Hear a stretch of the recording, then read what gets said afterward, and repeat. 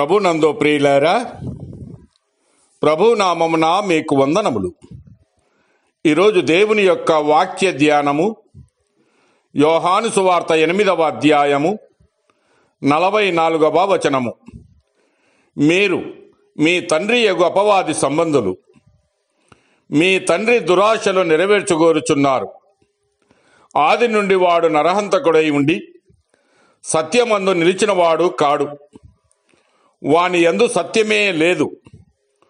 వాడు అబద్ధమాడునప్పుడు తన స్వభావం అనుసరించియే మాటలాడును. వాడు అబద్ధీకుడును, అబద్ధమునకు జనకుడై ఉన్నాడు. దేవుడి మాటలు దీవించి ఆశీర్వదించునుగాక. గమనించండి ప్రియులారా, అబద్ధమాడువాడు సాతాను సంతానమని వాక్యము సెలవిస్తూ ఉన్నది. అంతేకాక అబద్ధీకులందరూ దేవునికి అసహ్యులని సెలవిస్తూ ఉన్నాడు.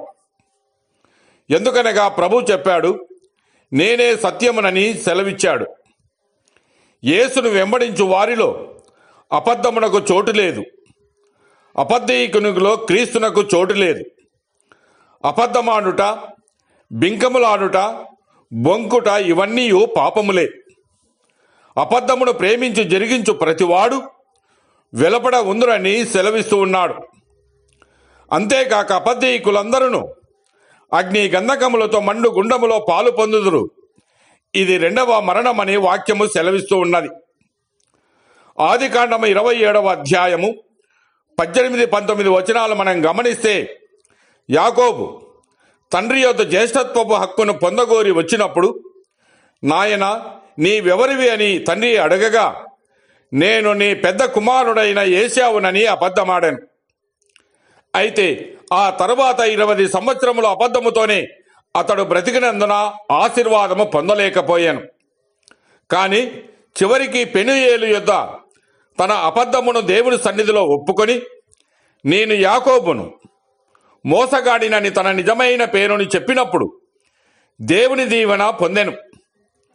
అలాగునే ఏలీషా గెహాజీని నీ వెచ్చడి నుండి వచ్చితివి అని అడగగా, నయమాను రథము వెంట వెళ్ళి అబద్ధము చెప్పి వెండిని వస్త్రములను అడిగి తెచ్చుకొని ఇంట దాచుకొని వచ్చిన గెహాజీ, నీ దాసుడనైన నేను ఎచ్చడికి పోలేదని మరి ఒక అబద్ధము ఆడెను.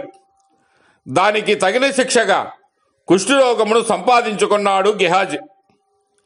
అలాగనే అననీయ, షప్పీరా అనే భక్తులు తమ పొలమును అమ్మి అంతా దేవునికి ఇచ్చుటకు సిద్ధపడిరి. కానీ తీరా ఇవ్వబో సమయానికి కొంత దాచుకొని కొంత తెచ్చి దేవునికి ఇవ్వగా, ఇంతేనా మీరు అమ్మితిరని పేతురు అడిగినప్పుడు, ఇంతకే అమ్మితమని అబద్ధమాడినందున అక్కడికక్కడే పడి మరణించిరి. అబద్ధము ఎంత భయంకరమైనదో చూచితిరా. మేము మరణముతో నిబంధన చేసుకొంటిమి, పాతాళముతో ఏకమైతిమి. ఉపద్రవము ప్రవాహం వలె ఒడిగా దాటుతున్నప్పుడు అది మా యుద్ధకు రాదు. అబద్ధములను మాకు ఆశ్రయముగా చేసుకొంటిమి, మాయా క్రింద దాగి ఉన్నామని మీరు చెప్పుకొనుచున్నారే అని దేవుని వాక్యములో ఉన్నట్లుగా అబద్ధమాడు ప్రతివాడు మరణముతో నిబంధన చేసుకున్నాడని, పాతాళముతో ఏకమవుతూ ఉన్నాడని, అబద్ధములను ఆశ్రయంగా చేసుకున్నవాడు మాయా కింద దాగి ఉన్నాడని గుర్తించాలి. అయితే ప్రియమైన వారలారా, దేవుని యొద్ద కృప ఉన్నది, క్షమాపణ ఉన్నది. పేతురు యేసు ప్రభువుని ఎరగనని 3 సార్లు బొంకి అబద్ధమాడను. కానీ కోడి కూయగానే తన అబద్ధమును, తన నిజస్థితిని గ్రహించుకొని పశ్చాత్తాపడి వెలుపలికి పోయి సంతాపపడి ఏడ్చను గనుక క్షమింపబడి దేవునికి ప్రయోజకుడాయను. కనుక ప్రియులారా, అబద్ధమాడుట నీకు అలవాటైపోయిందా? అబద్ధము ఎంత అపాయకరమైనదో గ్రహించి పశ్చాత్తాపపడుము. నీ అబద్ధములు ఒప్పుకొని విడిచిన ఎడల నీకు ఆశీర్వాదములు కలుగును.